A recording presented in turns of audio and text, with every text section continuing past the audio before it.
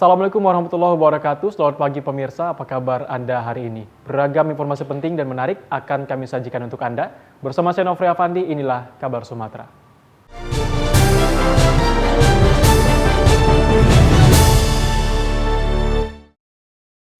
Pemirsa, puluhan tahun menanti sentuhan pembangunan, warga Desa Mekarsari, Kecamatan Panai, Kabupaten Simalungun, Sumatera Utara, kini tersenyum kembali dengan pembukaan jalan sejauh 5,2 km melalui program TMMD Kodim 0207 Simalungun. Tentara Manunggal Membangun Desa atau TMMD merupakan penguatan dari proses pembangunan masyarakat dengan melibatkan kelompok masyarakat yang didukung peran lembaga pemerintah melalui modal pendekatan pembangunan partisipatif. Pelaksanaan TMMD merupakan program tahunan nasional yang diinisiasi oleh TNI, difokuskan kepada sinergitas pembangunan antara TNI, pemerintah dan masyarakat guna membantu percepatan pembangunan dan peningkatan kesejahteraan masyarakat. Program ini dilaksanakan serentak nasional dan terus berlanjut setiap tahunnya guna melakukan pembangunan sektor perekonomian, pendidikan dan fasilitas umum lainnya seperti yang dilaksanakan oleh Kodim 0207 Simalungun di wilayah Kabupaten Simalungun, Sumatera Utara. Pelaksanaan program TMMD TNI Kodim 0207 Simalungun ke-117 ini dipusatkan dengan melakukan pembukaan jalan penghubung antara dua desa, yakni Desa Mekarsari, Kecamatan Panai, menuju Desa Manik Naraja, Kecamatan Sidamanik. Warga yang mendambakan pembukaan jalan selama berpuluh tahun lamanya menyambut baik kegiatan TMMD kali ini, karena dengan adanya pembukaan jalan baru tersebut sangat membantu mobilitas sebagian besar penduduk sekitar yang bermata pencarian sebagai petani. Di mana akses kami selama ini sangat terkendala, terutama di infrastruktur. Kini telah dibuka lahan selebar 5.200 meter oleh Bapak TNI. Besar harapan kami Pak ke depannya, pengerasan terus berlanjut dan manfaatnya begitu besar bagi masyarakat, terutama untuk perekonomian, pendidikan, sosial budaya, dan komunikasi antara desa ke desa dan komunikasi antara desa, kecamatan hingga ke kecamatan yang lainnya Pak. Peletakan batu pertama ini juga diwarnai dengan isak tangis warga desa sekitar menyambut kedatangan Bupati Simalungun didampingi Dandim 0207 Simalungun, Kapolres Simalungun, Kajari Simalungun, Ketua DPRD Kabupaten Simalungun, dan tamu undangan lainnya. Kegembiraan warga desa tersebut kemudian diluapkan dengan pemberian makanan khas masyarakat Simalungun, Dayo Nabinatur, dan pemberian hasil pertanian berupa ubi, pisang, petai, dan lainnya yang diterima langsung oleh Bupati Simalungun, Dandim 0207 Simalungun, dan rombongan tamu undangan lainnya. Sebelumnya, kegiatan TMMD ini diawali dengan upacara pembukaan secara resmi TMMD ke-117 tahun 2023 Kodim 0207 Simalungun oleh Bupati Simalungun Radiapo Hasiolan Sinaga yang bertindak sebagai inspektur upacara. Kegiatan ini berlangsung di lapangan Panai Tonga, Kecamatan Panai, Simalungun. TMMD kali ini mengangkat tema sinergi lintas sektoral mewujudkan kemanunggalan TNI rakyat semakin kuat, ditandai dengan pemukulan gong dan penyerahan peralatan TMMD seperti cangkul, skop, dan plongki secara simbolik kepada 3 orang personel TMMD oleh Bupati Simalungun. Tentu akan bisa menambah giat ekonomi di daerah-daerah yang terisolir atau selama ini sulit untuk dijangkau. Sebagaimana kita ketahui, mulai dari Sidamanik sampai ke Kecamatan Panai merupakan suatu ruas jalan yang sebenarnya bisa memperpendek arus niaga hasil pertanian para petani kita yang ada di Nagori itu. Tapi karena keterbatasan kemungkinan anggaran, selama ini belum terbenahi, dan syukur alhamdulillah, puji Tuhan. Pelaksanaan TMMD Kodim 0207 Simalungun tahun ini berlangsung selama 30 hari, meliputi pekerjaan pembangunan dan pembentukan badan jalan sepanjang 5.200 meter dan lebar 8 meter. Peningkatan badan jalan atau telfort sepanjang 800 meter dan lebar 3,5 meter, pembuatan drainase parit tanah sepanjang 5.200 meter dengan lebar 1 meter, dan kedalaman 1 meter, serta pekerjaan gotong royong sebanyak 11 unit. Dalam TMMD ini tidak hanya semata-mata membangun infrastruktur dasar, tetapi juga membangun komunikasi yang baik antara TNI dengan Polri, dengan Pemda, dengan masyarakat, sehingga dapat menjalin komunikasi yang baik. Dengan buahnya adalah stabilitas sosial yang baik. Nah, stabilitas sosial yang baik ini tentunya adalah inti dari pertahanan negara kita. Kemudian yang berikutnya, kita juga melibatkan kurang lebih 200 personil yang dilibatkan, baik itu TNI, Polri, kemudian stakeholder terkait bersama dengan masyarakat. Sehingga di sini yang diutamakan ke depannya adalah menjalin komunikasi dalam bersama-sama membangun infrastruktur dasar. Acara juga ditandai dengan pemberian tali asih dan bantuan sembako kepada masyarakat kurang mampu, pemberian kursi roda dan tongkat kepada masyarakat yang mengalami lumpuh dan lansia, serta pelepasan burung merpati. Kegiatan ini juga diwarnai dengan pemberian layanan kesehatan gratis dan pasar murah yang digelar di lokasi pembukaan TMMD. Dari Kabupaten Simalungun, Sumatera Utara, Daud Sitohang, TV One mengabarkan. Badan Penyelenggara Jaminan Sosial atau BPJS Ketenagakerjaan Wilayah Sumbagut melonsing program Kerja Keras Bebas Cemas Masuk Desa. Program ini upaya melindungi tenaga kerja informal atau bukan penerima upah atau BPU. Pentingnya perlindungan jaminan nasional ketenagakerjaan. BPJS Ketenagakerjaan kembali menghadirkan sebuah gebrakan lewat sosialisasi masif di seluruh desa yang tersebar di penjuru tanah air dengan mengusung kampanye Kerja Keras Bebas Cemas. Cara ini dilihat tepat karena ekosistem desa menyimpan potensi jutaan pekerja di sektor informal atau bukan penerima upah atau BPU yang mayoritas belum memahami pentingnya perlindungan jaminan sosial ketenagakerjaan. Di Desa Keramat Gajah, Kecamatan Galang, Kabupaten Deli Serdang, masyarakat yang umumnya para petani ini terlihat antusias saat mengikuti kegiatan launching Kerja Keras Bebas Cemas. Sementara Kepala Kantor Wilayah BP Jamsostek Sumbagut, Hengki Rosiden bersama Sekretaris Daerah Kabupaten Deli Serdang, Timur Tumanggor, memberikan secara simbolis kartu pekerja rentan dan santunan, manfaat jaminan kecelakaan kerja, jaminan kematian BPJS Ketenagakerjaan kepada para peserta. Acara juga dilanjutkan dengan workshop mengenai pemahaman terhadap perlindungan jaminan sosial ketenagakerjaan. Launching kampanye ini juga dilakukan serentak di 11 wilayah lainnya di seluruh Indonesia. Jadi hari ini kita melaunching kegiatan Kerja Keras Bebas Cemas di desa karena masyarakat desa ternyata banyak pekerja informal yang belum terlindungi. Jadi kami hadir di desa-desa untuk menyebarluaskan jaminan sosial ketenagakerjaan untuk para pekerja informal yang ada di desa. Mudah-mudahan hal ini membawa manfaat untuk para pekerja yang ada di desa. Atas nama pemerintah Kabupaten Deli Serdang tetap berkomitmen.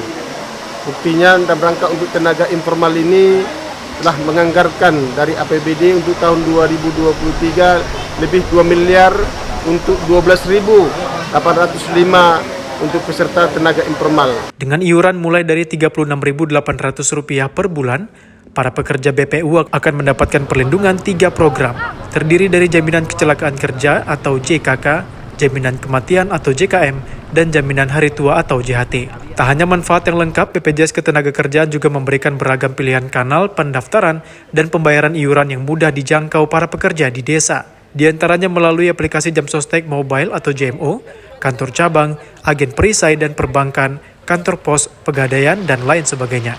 Dari Medan, Sumatera Utara, tim TV One mengabarkan. Grand Mercure Medan Angkasa menawarkan produk unggulan Accor Plus pada acara Pesona Indonesia Expo 2023 yang berlangsung di Deli Park, Medan, Sumatera Utara. Accor Plus merupakan program perjalanan, kuliner, dan gaya hidup paling beragam di Asia Pasifik.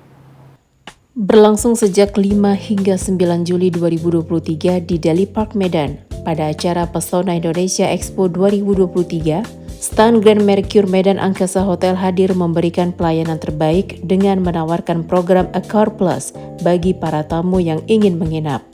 Dengan bergabung menjadi anggota Accor Plus, memungkinkan Anda untuk melakukan lebih banyak hal dan memberikan Anda manfaat eksklusif seperti potongan bersantap hingga 50%, potongan menginap 50%, potongan 10% tarif umum terbaik, serta menginap 1 malam gratis tiap tahun. Sebagai anggota Accor Plus, Anda secara otomatis mendapatkan status keanggotaan. Peroleh dan tukarkan poin untuk semua penginapan yang memenuhi syarat di mana saja dari 3.600 hotel Accor yang berpartisipasi dari 35 brand hotel seluruh dunia, termasuk Grand Mercure Medan Angkasa. Kita menampilkan beberapa program dari hotel dan juga mempromosikan salah satu program unggulan kita, yaitu Accor Plus Membership. Untuk hotel kita sendiri, kita di bawah naungan Accor. Saat ini kita sedang menggalakkan program yang namanya No Single Use Plastic. Jadi di situ program yang kita galakkan adalah menggunakan barang-barang yang tidak menambah atau menggunakan botol-botol seperti plastik dan lain-lain. Nah, itu fungsinya untuk sustainable lingkungan kita, untuk menjaga agar lingkungan kita tetap asri dan terhindar dari polusi. Ya, dan yang terakhir untuk program Accor Plus-nya itu mulai dari 2.250.000 dan sampai dengan 4.200.000, dan program itu kita selenggarakan membership-nya selama 1 tahun. Nikmati lebih banyak destinasi dan gaya hidup di lebih dari 800 hotel, resort, dan apartemen di 18 negara. Anda bisa bergabung di Accor Plus dengan menghubungi Hotel Grand Mercure Angkasa Medan di 0822 8335 8400. Dari Medan, Sumatera Utara, tim TV One mengabarkan. Kasus viralnya seorang siswi sekolah menengah pertama yang terjatuh saat sedang berada di wisata kolam renang The Pool, Jalan Flores, Kelurahan Gunung Ibul Barat, Kota Prabu Muli, Sumatera Selatan, membuat kedua belah pihak angkat bicara dan memberikan klarifikasi. Peristiwa viralnya salah seorang anak perempuan sekolah menengah pertama yang terjatuh saat sedang berada di wisata kolam renang The Pool yang berada di Jalan Flores, Kelurahan Gunung Ibul Barat, Kota Prabu Muli, Sumatera Selatan, membuat kedua belah pihak angkat bicara dan memberikan klarifikasi. Dari pantauan kamera pengawas CCTV yang berada di wahana kolam renang tersebut memperlihatkan kejadian bermula saat sejumlah anak perempuan sedang bermain dan meluncur di wahana kolam renang. Namun sesaat kemudian, salah seorang anak perempuan tiba-tiba berlari menuju ke arah teman-temannya sehingga terpeleset, jatuh dan pingsan. Atas kejadian tersebut, para pegawai wahana kolam renang langsung berusaha untuk memberikan pertolongan kepada korban agar segera dilarikan ke fasilitas kesehatan sekitar. Dengan memberikan sejumlah bukti rekaman CCTV, pemilik wahana kolam renang The Pool, Leni Eka, membantah pemberitaan yang menyebutkan jika para pegawainya tidak memberikan pertolongan saat korban terpeleset di kolam renang. Jadi penjelasan ini saya berdasarkan CCTV yang ada. Di sini terlihat jelas wahana waterboom yang harusnya itu untuk bermain air itu melosot atau duduk, tapi dibuat untuk berdiri, berlari kecil, terpleset. Kita lihat itu pegawai The Pool turut ikut bantu di kolam. Sementara itu, Ferry selaku paman korban juga membenarkan adanya pertolongan dari para pegawai The Pool saat keponakannya tersebut terjatuh di dalam kolam renang. Paman korban juga membantah jika keponakannya menderita epilepsi seperti yang dituduhkan. Pertolongan pihak The Pool di waktu kejadian itu ada. Datanglah pertolongan mereka. Dan kita mau klarifikasi juga masalah ada omongan yang mengatakan bahwa keluarga kita itu menderita epilepsi. Itu tidak benar karena kita sudah merekam medis, rekam otak di RS Bunda menyatakan bahwa keponakan kita itu normal. Ini hasilnya. Dari kejadian tersebut, pihak korban tidak akan memperpanjang masalah ini ke ranah hukum dan masih menunggu agar kejadian ini dapat diselesaikan secara kekeluargaan. Dari Prabu Muli, Sumatera Selatan, Ahmad Yudiansyah, Ingri Erlingga, TV One mengabarkan. DPRD Kota Palembang menggelar rapat paripurna dalam agenda penyampaian jawaban Wali Kota Palembang atas pandangan umum fraksi-fraksi. Rapat paripurna ke-14 masa persidangan 2 DPRD Palembang digelar pada hari Kamis 6 Juli 2023. Dalam rapat ini bertujuan untuk membahas dan menyampaikan jawaban Wali Kota terhadap pemandangan umum fraksi mengenai laporan pertanggungjawaban atau LPJ Wali Kota tahun anggaran 2022. Dalam kesempatan ini, PLH Sekda Yanwar Paniani mewakili Wali Kota menyampaikan jawaban Wali Kota Palembang atas pandum yang diajukan oleh fraksi-fraksi DPRD Palembang.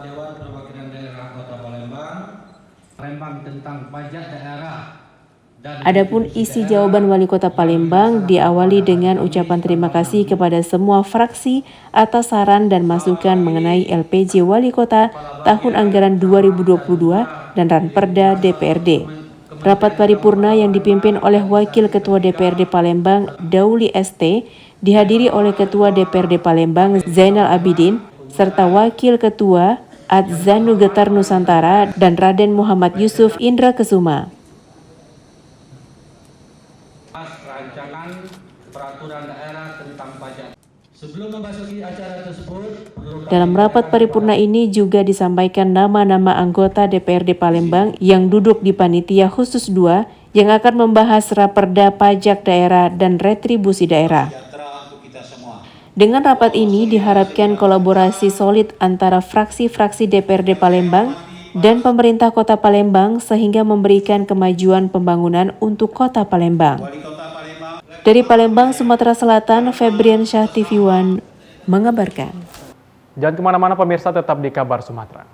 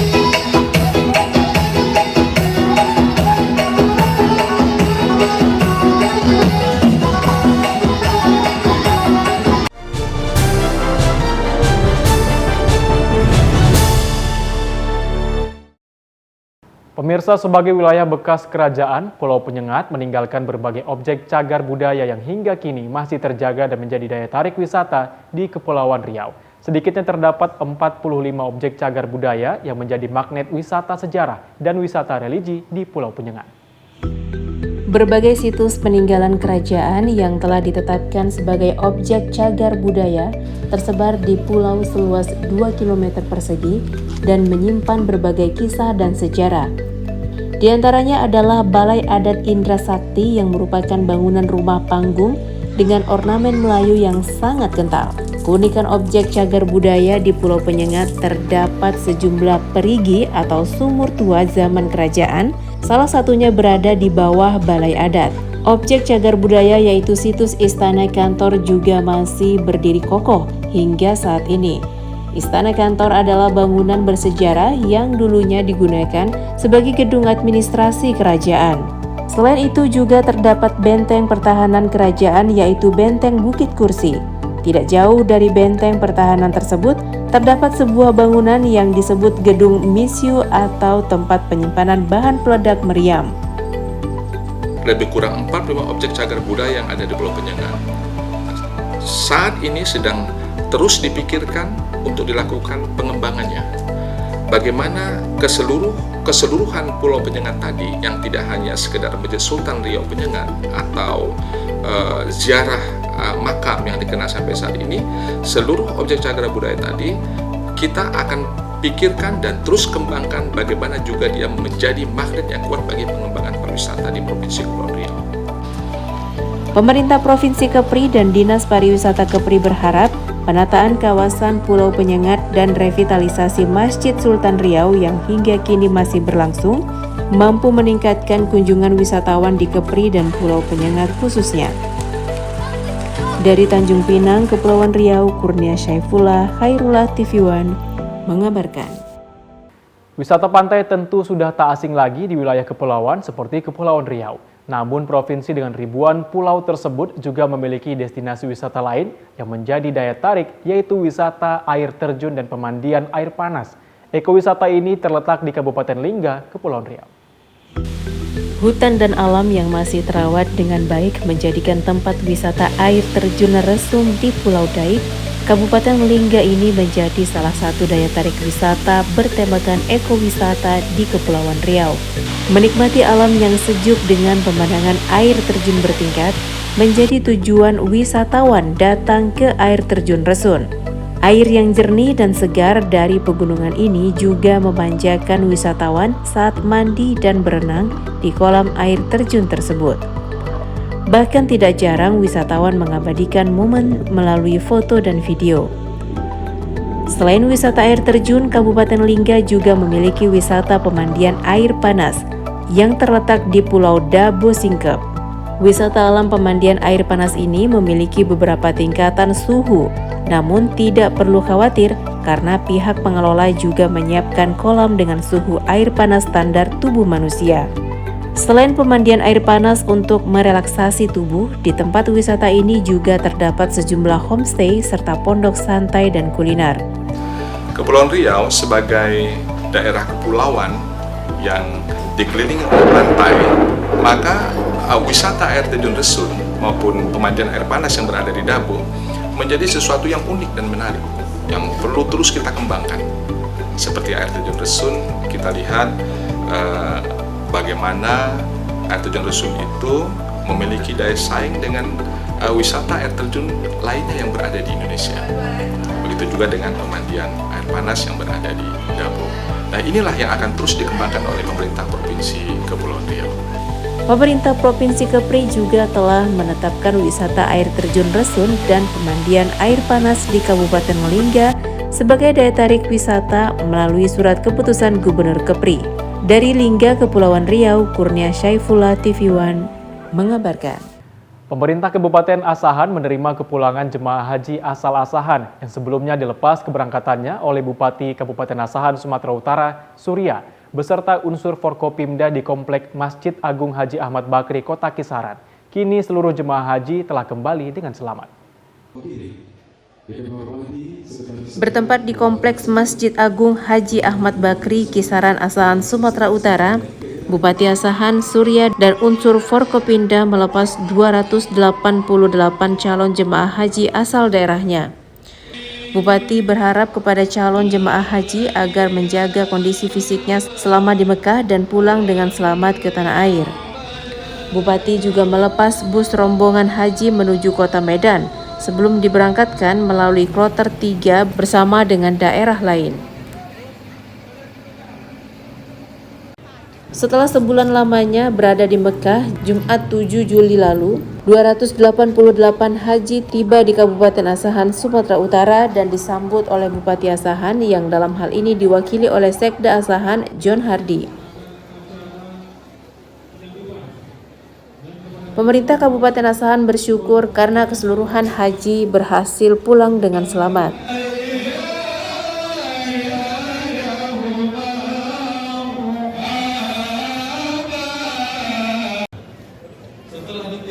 Alhamdulillah, hari ini jemaah haji Kabupaten Asahan yang termasuk nomor 3 kembali ke tanah air dan namanya Kabupaten Asahan, di mana keberangkatannya berjumlah 288 orang.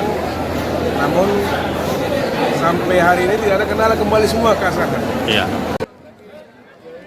Isak tangis dan rasa bahagia pun terpancar di wajah haji yang baru tiba, apalagi disambut oleh keluarga yang sudah lama menunggu. Dari Asahan, Sumatera Utara, Jasa Manurung TV One mengabarkan. Pemerintah Kabupaten Asahan, Sumatera Utara melakukan terobosan sesuai dengan visi dan misinya, yakni membangun menara masjid paling tinggi di Sumatera Utara setinggi 99 meter dengan banyak fasilitas umum di dalamnya. Bupati Asahan Surya beserta unsur Forkopimda melakukan peletakan batu pertama pembangunan menara tersebut.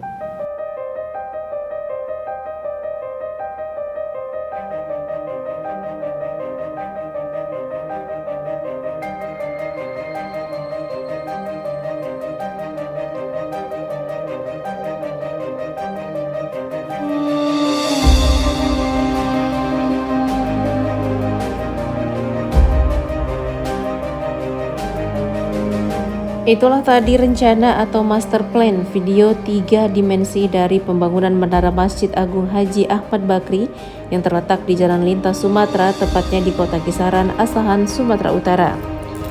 Menara ini tentunya bersebelahan dengan Masjid Agung Haji Ahmad Bakri dan nantinya menara ini merupakan menara paling tinggi di Sumatera Utara dengan tinggi mencapai 99 meter. Di dalam menara ini akan dibangun perpustakaan umum, galeri seni dan budaya, cafe lounge, ruang rapat, dan tentunya menara pandang dan lain-lain sesuai dengan misi dan visi diantaranya Asahan yang religius, Asahan Go Wisata, dan infrastruktur kuat.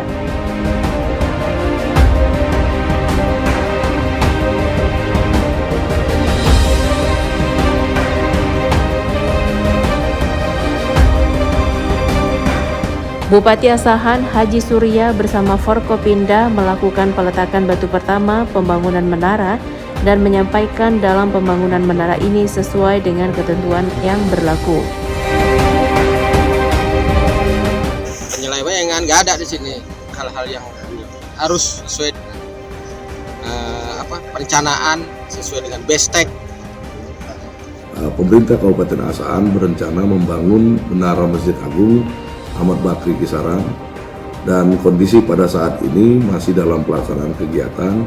Kegiatan menara ini merupakan bagian dari pada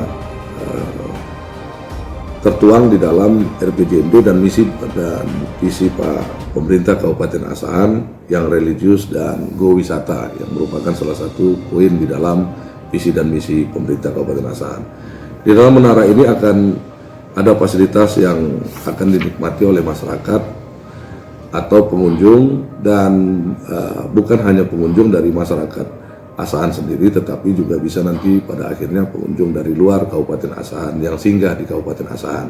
Pemerintah Kabupaten Asahan berharap dengan pembangunan Menara Ahmad Bakri ini dapat menjadi ikon baru setelah Masjid Agungnya dan pembangunan, serta tentunya dapat meningkatkan pendapatan asli daerah. Dari Asahan, Sumatera Utara, Jasa Manurung TV One mengabarkan.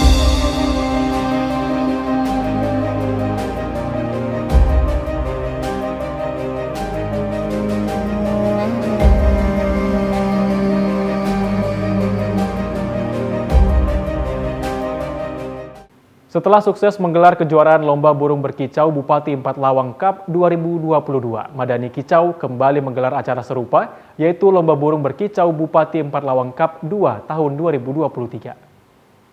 Pagelaran Lomba Burung Berkicau Bupati 4 Lawang Cup kedua tahun 2023 kembali digelar oleh komunitas Madani Kicau di halaman kantor Bupati 4 Lawang beberapa hari yang lalu.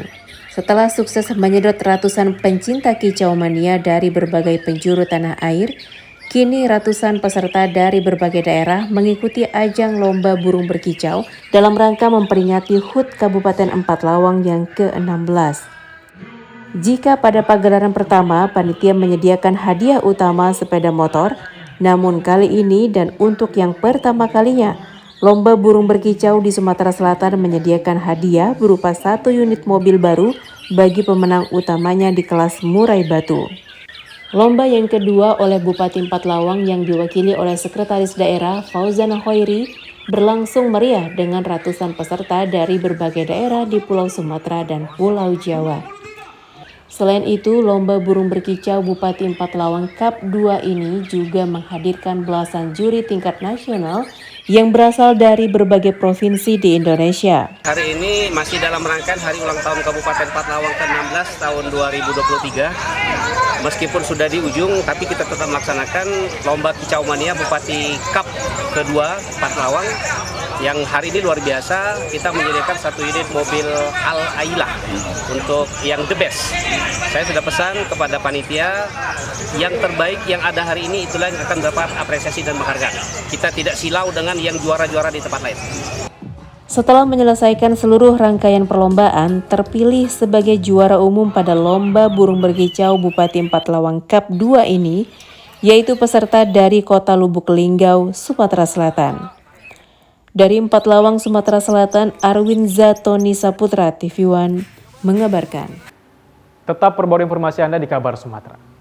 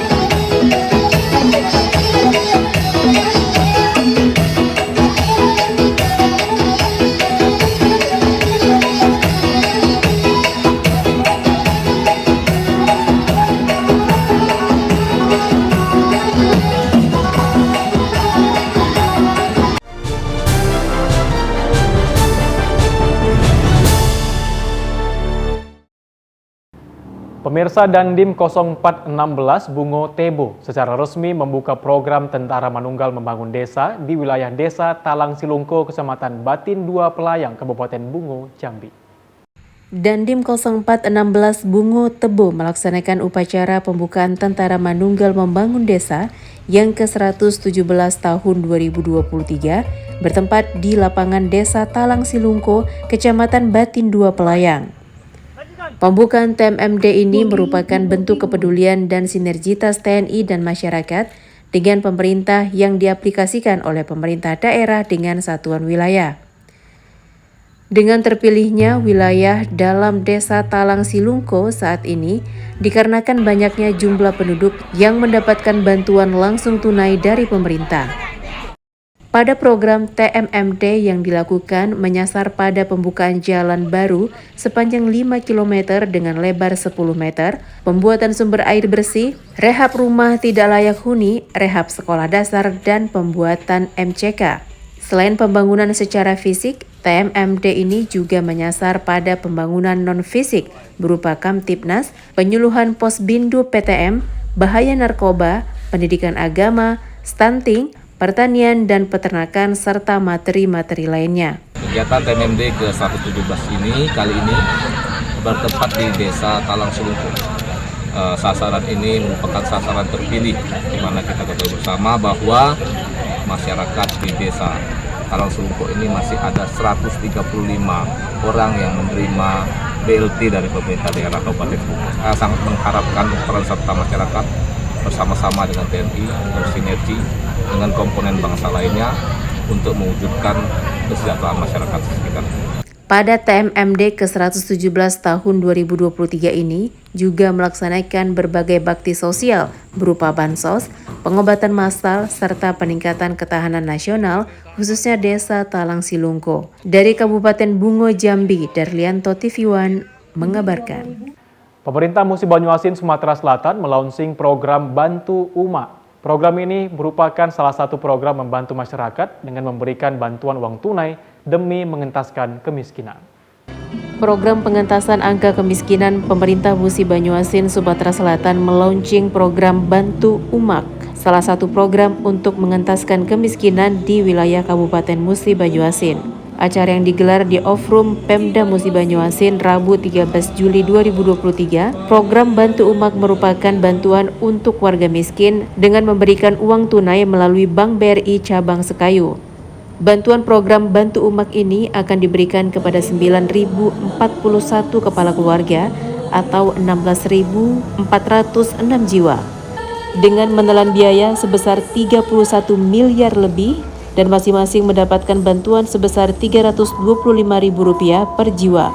Dalam acara launching Bantu Umak yang dihadiri langsung oleh PJ Bupati Musi Banyuasin Apriyadi Mahmud serta Kepala Sekretariat TNP2K Setwapres RI Sutikno. Melaksanakan program namanya Bantu Umak, bantuan langsung tunai untuk masyarakat miskin ekstrim Kabupaten Musi Banyuasin. Dialokasikan anggaran lebih kurang 31 miliar untuk lebih kurang 9.116 kepala keluarga miskin ekstrim yang ada di Kabupaten Musi Banyuasin. Program ini akan kita laksanakan selama 6 bulan. Masing-masing kepala keluarga atau anggota keluarga ada kriterianya. Setiap mereka itu diberikan uang tunai melalui rekening di BRI itu sebesar 325.000 per bulan selama 6 bulan. Selain melaunching program Bantu Umak, PJ Bupati Musi Banyuasin Apriyadi Mahmud juga memberikan bantuan uang ratusan juta rupiah kepada warga miskin serta bantuan bedah rumah. Dari Musi Banyuasin, Sumatera Selatan, Puja Kusuma TV One mengabarkan.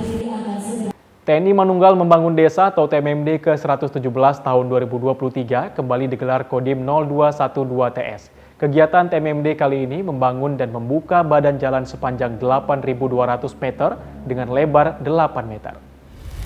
Pembukaan TMMD ke-117 tahun 2023 dimulai dengan upacara yang digelar di lapangan SMA Negeri 1 Sitinjak, Kecamatan Angkola Barat, Tapanuli Selatan, Sumatera Utara.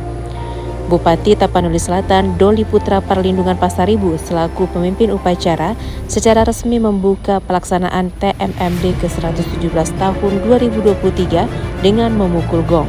Sementara dan Satgas TMMD ke-117 Kodim 0212 TS Letkol Infanteri Amrizal Nasution mengatakan, program TMMD ini bertujuan bahwa TNI hadir bersama masyarakat dengan tema sinergi lintas sektoral, mewujudkan kemanunggalan TNI rakyat semakin kuat. Letkol Infanteri Amrizal Nasution mengaku adapun sasaran fisik dari kegiatan TMMD ke-117 tahun ini, Kodim 0212 TS meliputi pekerjaan pembangunan dan pembukaan badan jalan sepanjang 8.200 dengan lebar 8 meter dan penggalian parit tanah di pinggiran badan jalan sepanjang 8.200 meter, pengerasan badan jalan atau telfort ukuran 317 meter dan pembangunan jembatan sebanyak 8 unit. Tujuan dari TNMD ini sendiri sesuai ininya TNI Manunggal Membangun Desa. Jadi kita tujuan kemanunggalan TNI dengan rakyat itu sama-sama bisa membangun dan meningkatkan kesejahteraan masyarakat yang ada di khususnya pada saat ini di wilayah Kabupaten Tapanuli Selatan.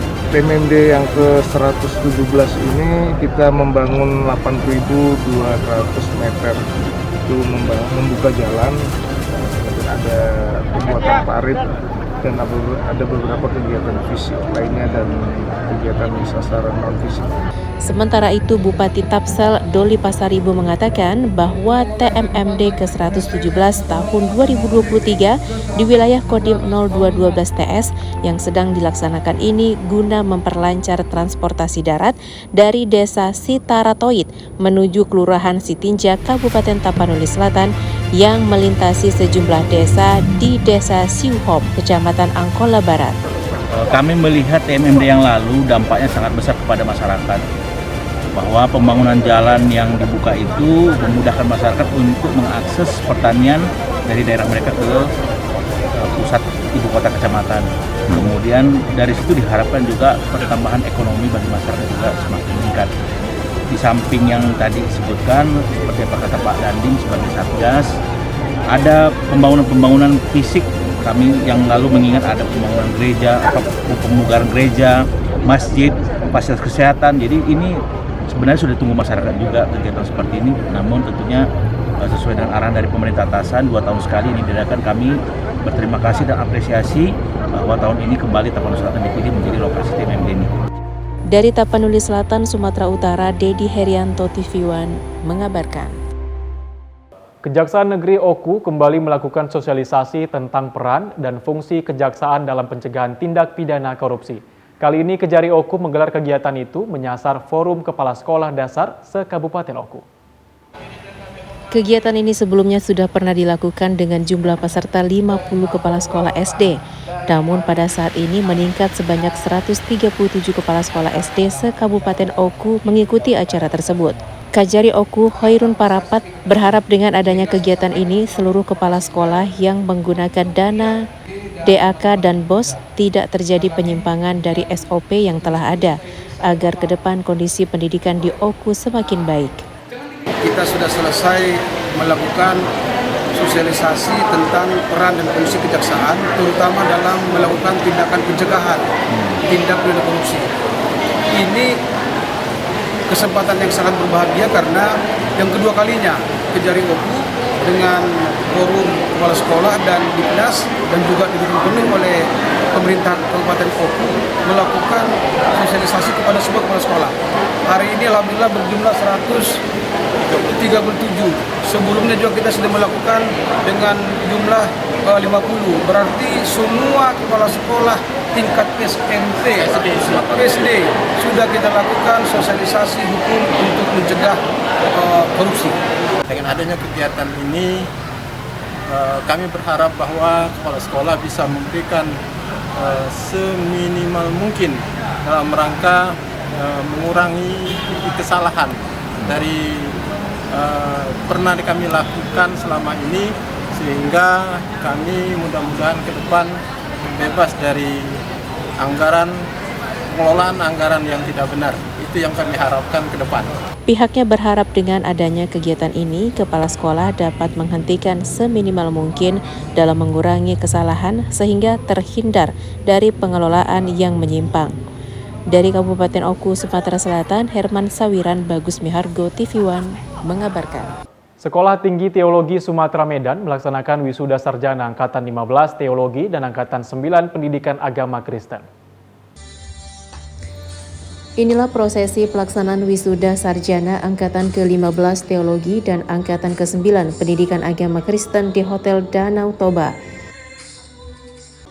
Rangkaian acara dimulai dari awal hingga akhir berjalan lancar, dihadiri para orang tua, wali dan kerabat keluarga, para mahasiswa dan mahasiswi yang diwisuda.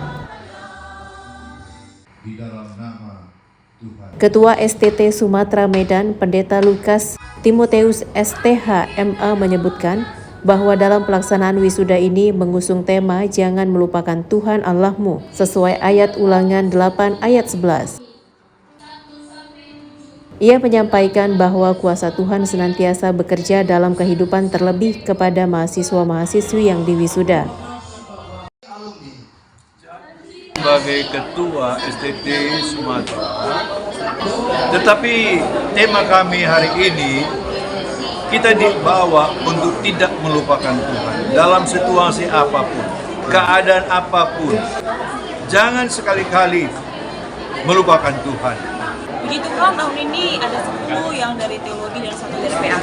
Karena memang tahun ini ada yang unik ya dari mahasiswa kita yang fokus, ada dia kurang dalam penglihatan. Tapi puji Tuhan dia bisa selesai sampai habis dan sekarang sudah. Sangat optimis pada waktu-waktu berikut STT akan semakin mengalami perkembangan kemajuan semakin. Kami sudah mendidik mereka dengan mentalitas yang bagus, dengan karakter yang bagus, sehingga orang-orang yang siap bertempur dan membina masyarakat atau membina warga gereja dimanapun mereka tempatkan. Dari Medan, Sumatera Utara, Yoga Syaputra, TV One mengabarkan. Informasi tadi sekaligus menutup jumpa kita pada hari ini. Tetap perbarui informasi Anda di kanal YouTube TV One News dan kanal berita tv1news.com. Saya Nofri Afandi bersama kerabat kerja yang bertugas pamit undur diri. Wassalamualaikum warahmatullahi wabarakatuh dan sampai jumpa.